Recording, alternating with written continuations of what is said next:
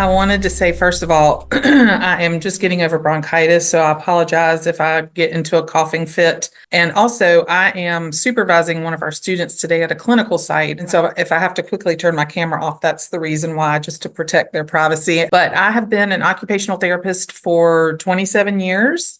I've worked in pretty much all different kinds of settings. I started out with pediatrics in the ICU and made my way through to brain injury and spinal cord injury, then to adult ICU, skilled nursing, inpatient rehab.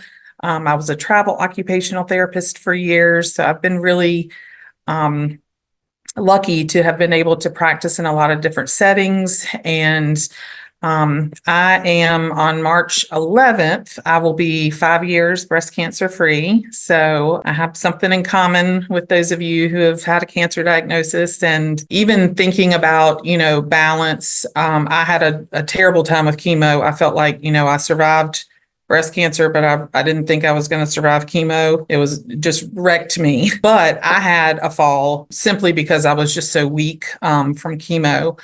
So I can definitely relate to that. I'm just going to talk kind of just really briefly about the importance of balance and then some things that we can do to help improve it. But I would definitely recommend, you seeing someone, a professional in person, to get, something that is just for you, to address the needs that you have, because there's so many different reasons for decreased balance and risk of falls. And so I really recommend, if that's something that you're struggling with, or, that you want to have an evaluation, to definitely speak with a professional, occupational therapist, physical therapist. I don't want you to take this as your prescription for balance, but I just wanted to share some things that have helped me, things that we teach our students and that I've implemented myself. But when you think about maximizing our overall function, having intact balance really promotes our independence and us being able to do things for ourselves, which is so important. You not having to have someone bring you something or walk with you when you need to do it. Having proper balance ensures good coordination, stability, and flexibility. Also, there's evidence that it promotes longevity, which I think all of us, if we have a good quality of life, we'd like to live longer. And it just allows us to navigate life with greater ease and greater confidence that we're going to be able to do the things that bring us joy and meaning. I mean, isn't that really what it's all about? So thinking about some things that can enhance or improve balance, again, I would definitely recommend connecting with a professional so that you don't, harm yourself or end up actually falling when you're trying to work on not falling. But strength training is probably one of the top things to recommend. And this doesn't mean going to the gym and pumping iron. This can be something that you do with your own body weight, or even a can of soup or a bottle of water. Just doing some simple arm and leg exercises. They can be done seated. They can be done lying down. Anything that you're doing just to give a little bit of resistance, even if it's just gravity, to your muscles and muscle groups. And that's just really going to enhance your stability and reduce the risk of falls. Balance exercises. So even just practicing standing on one leg, or working on kind of like heel to toe walking. And so that is something that can improve your balance. Practicing yoga poses, simple, even if you're using a table to hold on to, can be very beneficial for balance. I would definitely, be cautious, and it doesn't have to be anything very intricate. A lot of people think, oh, yoga, I can't do that. I have to get on the floor and bend and get twisty like a pretzel. And that really isn't so. That there's a lot that you can do just standing with or without support. Exercises like that can really challenge your equilibrium and improve the way that your body understands where it is in space. That's a really important part of balance. Somebody mentioned earlier having neuropathy. That's a big problem that can affect people for many, many different reasons. I have a little bit of it in my feet from chemotherapy, but sometimes you can't necessarily feel your feet on the ground and where they are in space or on the floor. And that's what we in the therapy world refer to as proprioception. So that's really important. If that's impaired, that can definitely affect your balance. Thinking about some coordination activities That can enhance your spatial awareness. Again, understanding where you are in space. So Tai Chi or Pilates or even dancing. Again, it doesn't have to be anything on a great big scale. I always used to be really intimidated with the thought of yoga or Tai Chi just because that's just not really my comfort zone.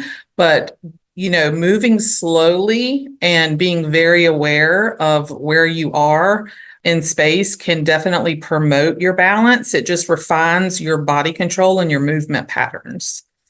Flexibility training. I feel like I'm probably the most inflexible person. I can't touch my toes while I'm, long sitting.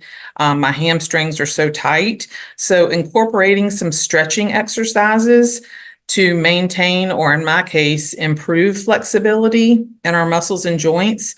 This just really supports having better range of motion, and it can reduce stiffness, and that can really contribute to your overall balance. Because if you're really stiff and moving, and if your walking pattern isn't typical because of stiff muscles or joints, that can absolutely lead to a fall, losing your balance. Proprioceptive training, again, that word just kind of means your awareness of where your body is in space, or being able to feel the chairs under your bottom or the floors under your feet. A little bit more advanced, using a balance board. Sometimes when I would have patients who even just were experienced in deconditioning, I would challenge them by putting them on a piece of foam while they did some type of activity.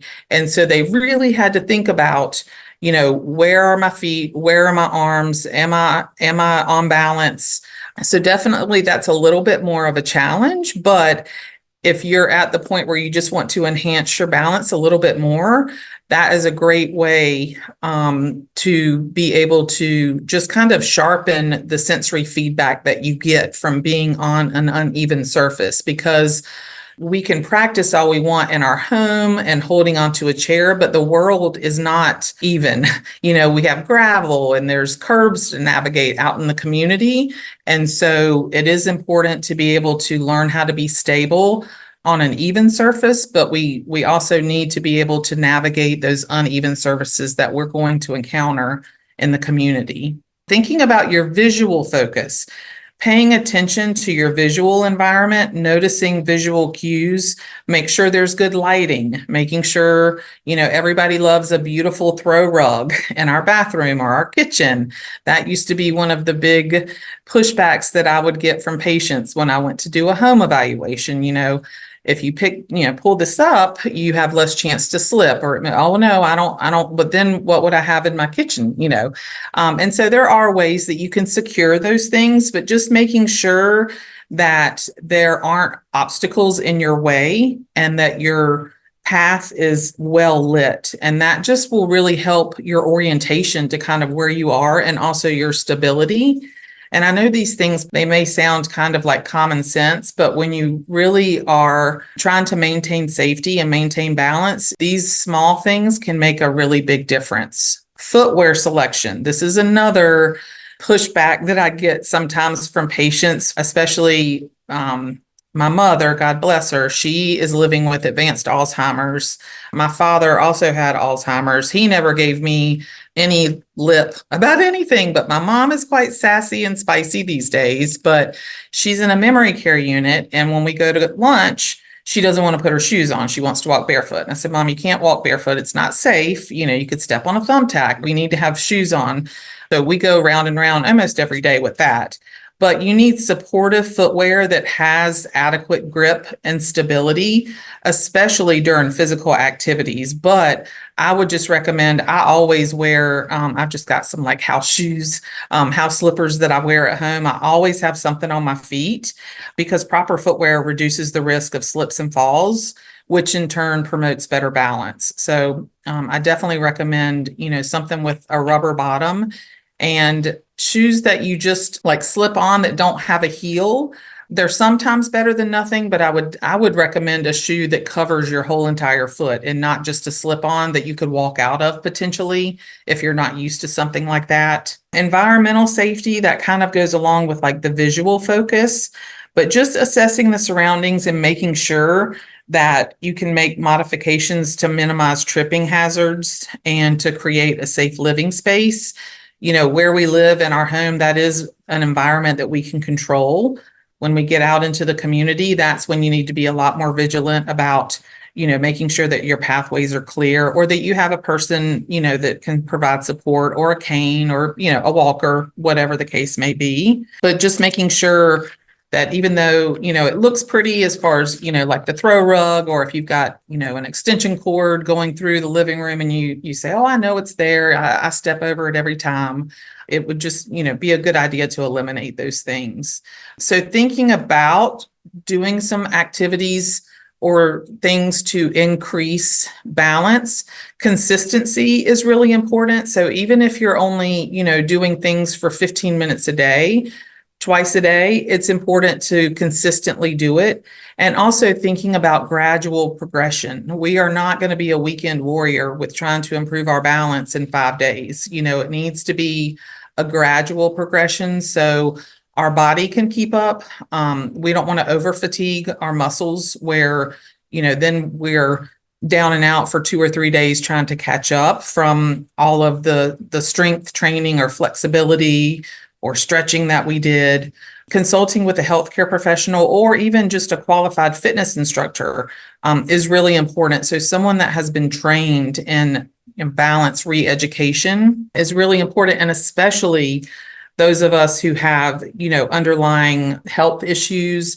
I know it took me a solid year to really get my endurance back, and my muscles were atrophied, at all, even though I was still trying to go to work and things like that. It was a lot of lying in the bed time, recovering during chemo and even after chemo and radiation, especially, when we have some other issues. It's really important to make sure that you have a plan that's been developed by a professional who understands balance. And just to talk more about the importance of balance, working in the different settings that I have, I can't tell you the number of people that have, they're living at home and they're doing pretty well, and then they fall and have a hip fracture or a shoulder fracture or a back fracture, ankle, anything.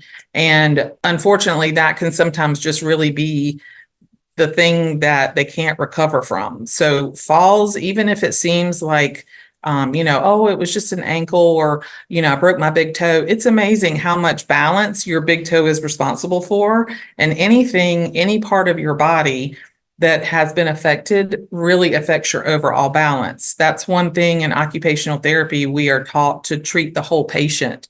Yes, you might have a wrist fracture, and we definitely want to address that and work on range of motion and get you back to being able to do things that you need to do.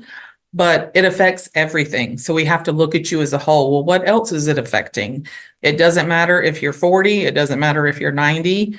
People of any age, when you have muscle atrophy or medications that you take that impair your endurance, or lung cancer, breast cancer, any type of, pneumonia even. I know that we were taught when I worked in the hospital that every 1 day that you're in bed takes 3 days to really gain your endurance and your ability to be out of bed. So taking things slowly and making sure that you are aware that your balance can really be impaired, and it doesn't take a lot of time to get that way.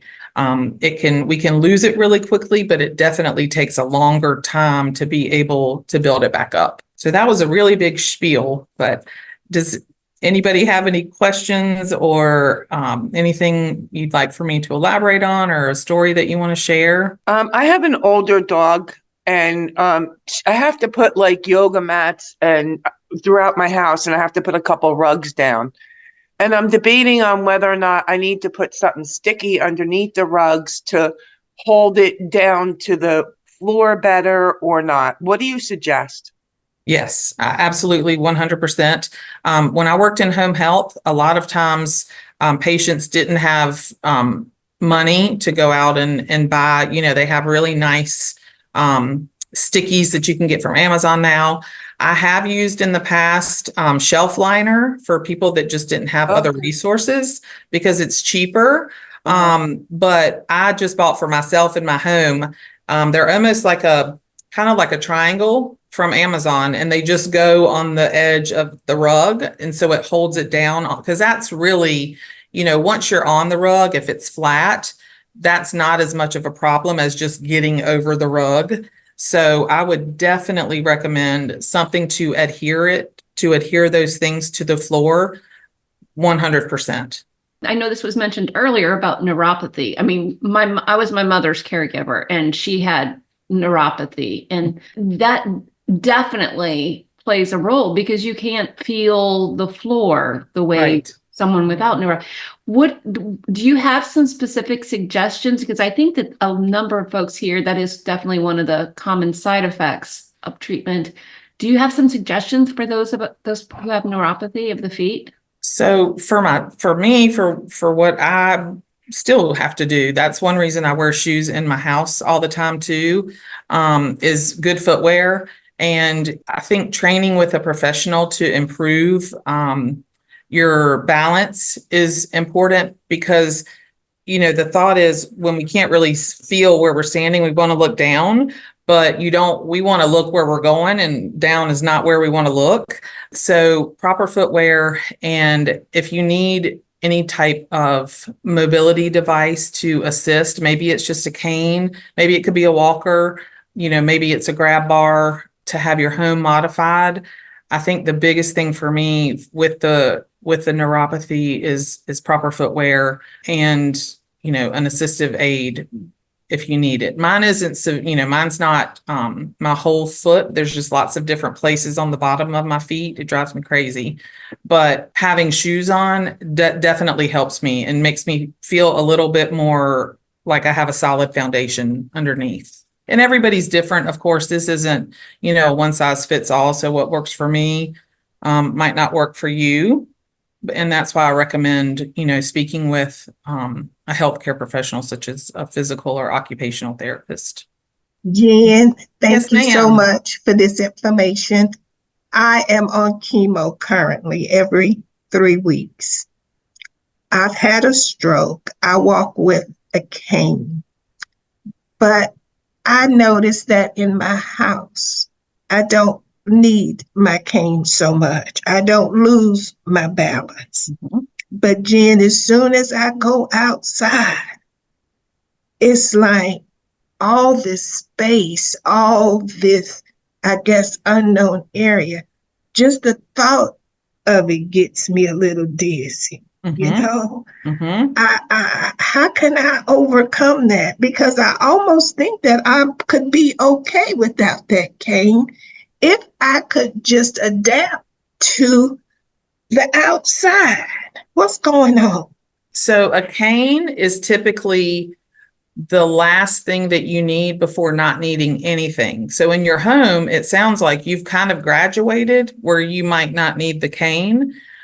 In order for you to get more comfortable when you are going out in public, it might be that you might need, a walker or even a cane with 4 feet. Does your cane, is it just a single point or does it have 4 feet? It's just a single point. I just need it for stability because sometimes I'll rock, especially when I'm turning around or having to change directions. I just lose my footing. Just from what you're telling me, I haven't seen you walk, but if it were me, I might recommend upgrading to maybe like a walker or a rollator for when you're out in the community. That just gives you more stability. And I feel like it might increase your confidence until you've done it more.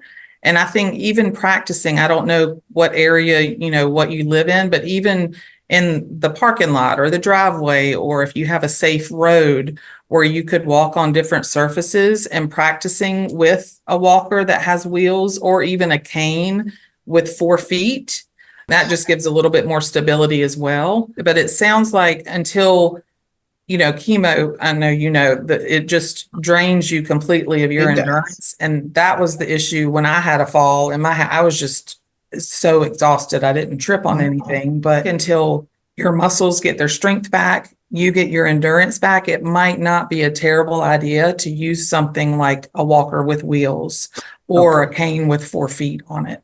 All right.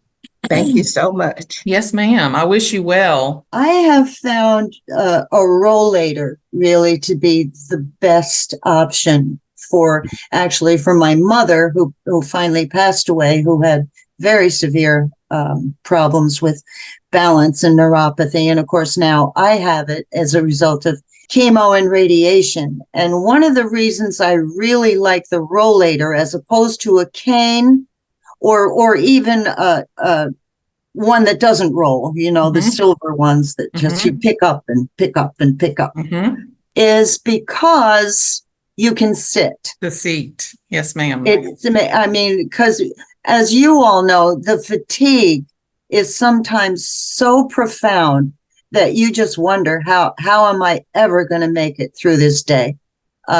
So being able to sit is a big benefit of the rollator. The other benefit of the rollator is that, at least mine anyway, some of them, underneath the seat, there's a little pouch where you can put things, like your identification, you're going to the doctor, you're going to need that. Or medication or whatever it is you need, your pocketbook will fit in there. Yep. And it makes a very, very nice place to carry things. My only problem with the rollator is that it is heavy and it's awkward for me. When I was younger and I was doing it for my mom, it really wasn't that bad. Right. But lifting it out of the car and lifting it out of the trunk right now is sometimes an issue. So I've been on a mission to try and find a lighter weight rollator. There are some that are lighter weight and more like streamlined, but they're super expensive. Holy moly, like $600. That's the biggest obstacle I found, especially like working in home health there were people, I'd say, oh, well, you just need, when I was talking about the shelf liner, so expense is a huge barrier, especially because, Medicare will only pay for, a walker I think it's every 5 years to pay for a new one. Rollators are amazing. I agree with you on that. I used to, when I worked in skilled nursing, all the women and men, they said, I don't want the silver one. That's trashy. I want the Cadillac, and they are wonderful because they do have the seat where you can rest. My issue was a lot of times individuals that had some cognitive decline and couldn't remember to put the brakes on. And that made a bigger safety hazard than just not even using it at all. So I love the rollator if, cognition is intact and people understand to put the brakes before sitting and how to move it. But then you have, on the other hand, the con of it is awkward and it's bulky to get in and out of a car, especially if you're by yourself, especially if you're having chemo, radiation, or the after effects of all of that. So I agree with you on everything that you said. If I'm in a public parking lot, sometimes I enlist the help, of someone nearby. For sure. And people are wonderful about that. They really are. They are. I have done that, and I always ask because some people want to do things, on their own. But I'm very aware, just because the field that I work in, I've been affected. Both of my parents were affected with, they don't have cancer anymore, but with Alzheimer's, that affects different parts of your brain.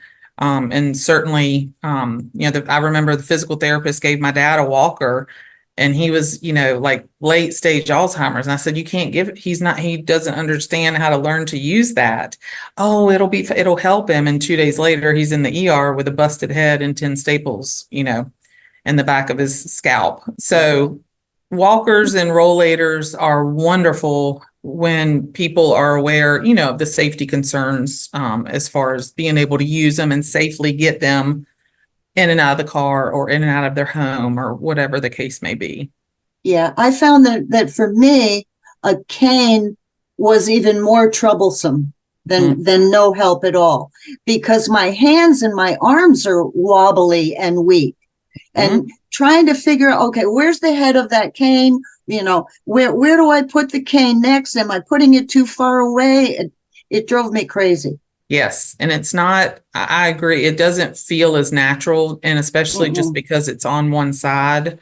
On one side was a problem. Right. And one thing we used to do, like if I had a patient that had arthritis or difficulty gripping, building up the handle of the cane was really helpful sometimes. So that could be something, even, just kind of taking, I would use whatever I could find, but even if it was several washcloths and just attach them to the head so that was a little bit bigger, that might be something that, could work for you. But if there's other issues with the cane, I would definitely steer away from that unless you are, with a PT or an OT having some training with it. But sometimes a mobility device isn't the answer, and it is more risky for a fall. Can I step for a moment, please, Paula?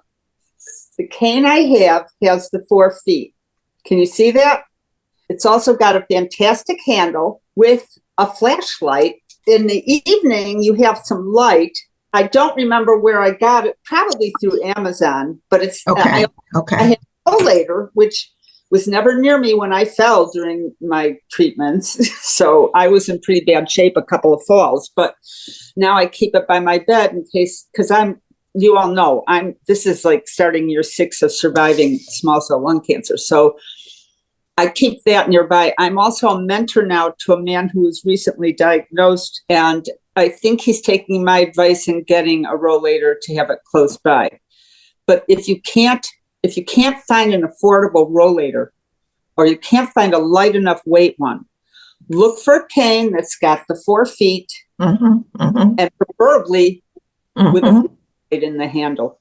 You'll be I'm going to upgrade my cane then to one sort of like that. Maida, thank you. Thank you so much. I thought that rollator might help me, but if it's going to be big and awkward, then that's going to throw my balance off even more trying to haul it around. Can I talk to Jenn for 1 minute? Sure. I don't think you or anyone can actually help me with this problem. My dog is 3 years old, which is not old. He's going to be around probably longer than I am. But when I take him out, I can't bring a cane. I can't, which by the way, a single cane, no way. I mean, mine is sitting in a corner waiting to be given to Goodwill.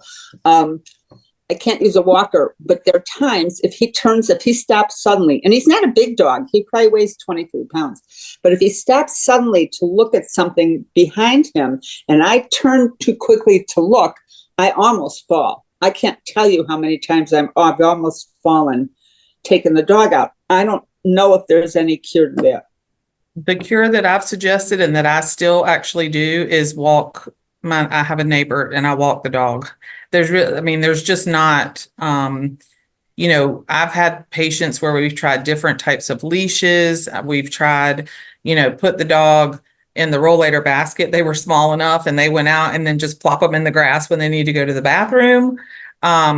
It's all about trying to problem solve, but that is definitely one area where I don't have a solid solution. And like I said, I've just offered to do it for people, and the same neighbor, I take their trash can, in and out, or up and down the driveway and things like that.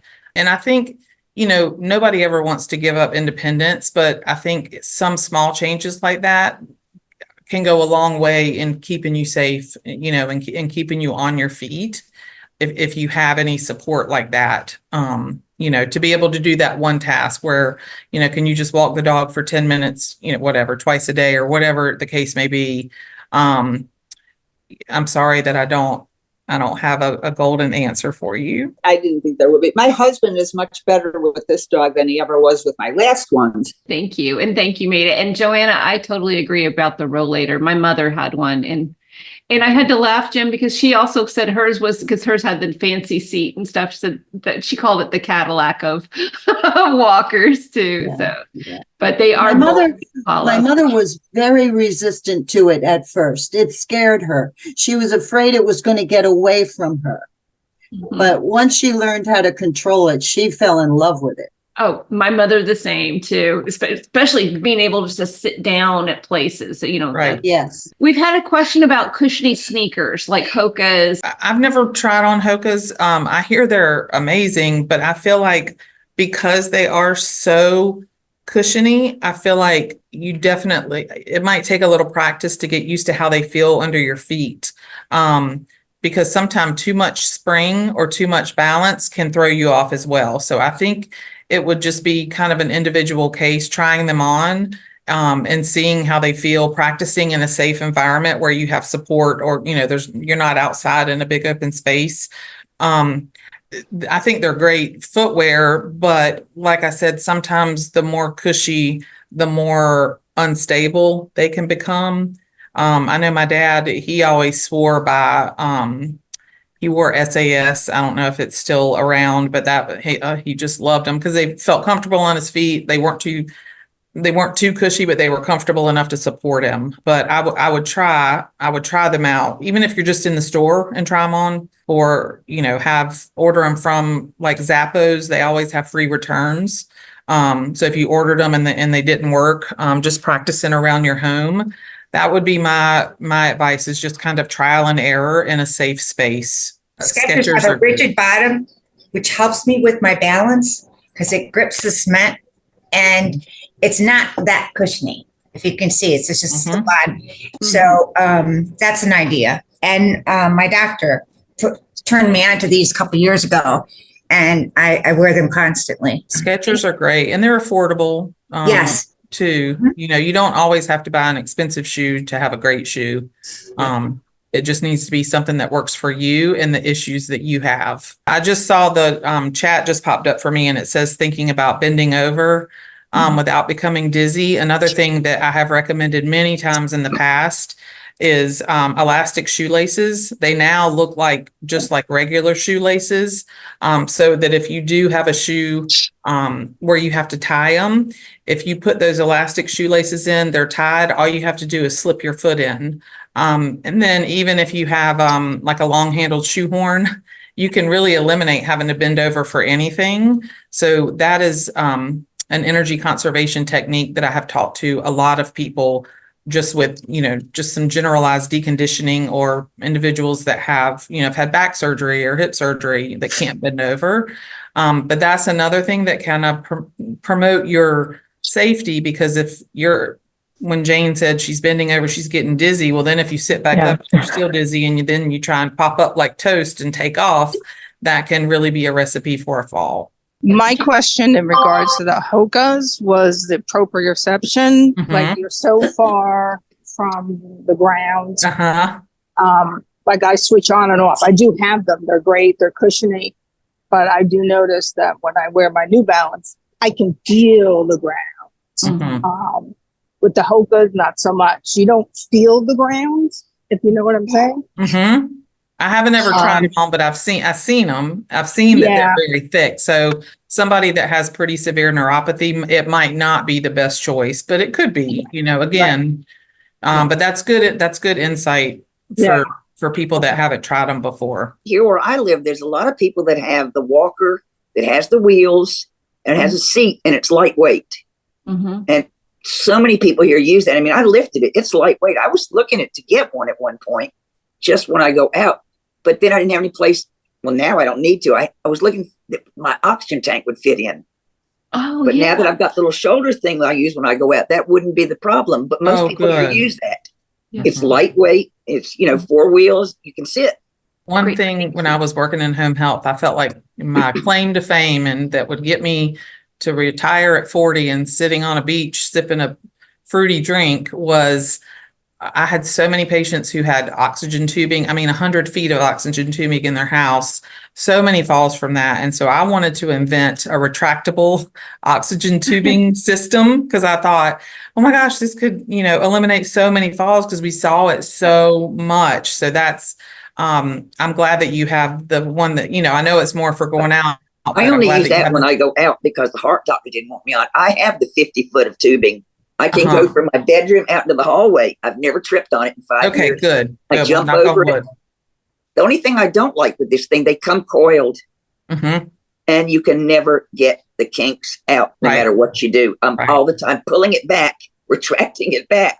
I know. But yeah, that would be wonderful if you had one. That was my It would be good, idea. But then again, I'm not sure if it would be, because if it goes back too fast, it's going to pull something. Sure. So I'll be 51 on Monday. I haven't retired early. I didn't invent it, but if anybody wants to try it, you can have my idea. If you do, let me know. I'll be your guinea pig. And Joanna, did you have do you have one more thing? I just wanted to mention real quickly that for a while, I was always a high heel wearer. So my feet were really messed up just to begin with. And for a while, they were very, very numb at the bottom. And I realized that I couldn't feel anything at the bottom of my feet unless I put on some Crocs, which have little nubs inside of them. And those nubs stimulated the bottom of my feet, and it helped me realize where I was. That's interesting because Crocs are not my go-to for balance, but if it helps you have better proprioception, that in turn can help your balance. So yeah, well, they were not open Crocs. You know what I mean? They had a back. Oh, okay. They came up the sides a bit. So they weren't open like flip-flops. Okay. They've definitely evolved over the years. Support, and they gave me a knowledge of my feet. You know what I mean? That's great to hear. I love that. Jenn, thank you so much for joining us. I feel like we all learned a lot about how to, how to prevent these falls and what we need to do to maintain better balance. Oh, I hope so. Yeah, thank you. One last tip, that if you could just say one more thing about balance, what would you tell everyone here? I would say, assume you're going to fall, which sounds terrible, but just assume it's going to happen. So you're taking your time standing up. You're taking your time once you're up to get yourself together.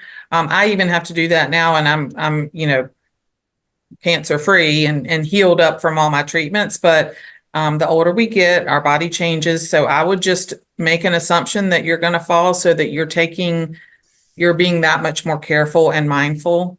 Even in your own house, when you feel like you could navigate it, in the dark while you're sleeping, taking your time, just because I've seen so much like a fall that can just really derail just your whole health. So I guess that would be my takeaway. Well, thank you. Thank you so much. And let me just ask you real quick about this, because this is a big thing with my brother and me. He always told me that because we bike and we cycle outside. He said, if you think you're going to fall, go turtle. Think turtle. Go in rather than reach out. Is that true? Yes. Okay. So you're protecting, because that when my mom fell, she was out and broke her wrist. Yeah, that's how most people break wrists. Yes. But I mean, again, it's such an instinct. You don't really, you've got 0.5 seconds to think about what to do. But yes, we've kind of always thought like the tuck and roll. So you just kind of tuck everything in. Yes. Okay. Thank you. Thank you so much for joining us, Jenn. Thank you. Thank you for asking. I'm so glad that Kelly gave you my information.